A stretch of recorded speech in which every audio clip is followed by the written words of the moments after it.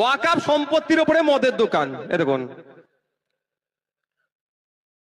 ওয়াকাফ জমির উপরে মদের দোকান। ভাই 2019 সালটা কাদের সরকার ছিল? বামেরা। যা হয়তো বামেদের এরা দোষ দেয়, আর কেন্দ্রের বিজেপি সরকার নেহেরুকে দোষ দেয়। হ্যাঁ, এটি আমি ভুল করি আমার নামে নোটিশ ছাড়বে না? ভেবেছেন কি ছেড়ে দেবে নাকি?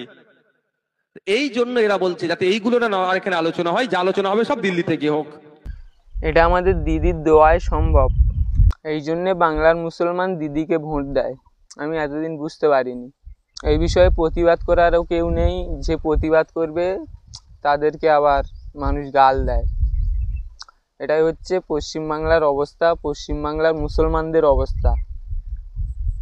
তো এই মুসলমান ধ্বংস হবে না তো কারা ধ্বংস হবে?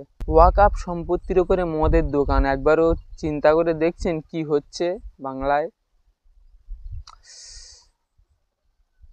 যারা 500-1000 টাকায় বিক্রি হয় তাদের ধর্ম নিয়ে এরকম হবে, স্বাভাবিক।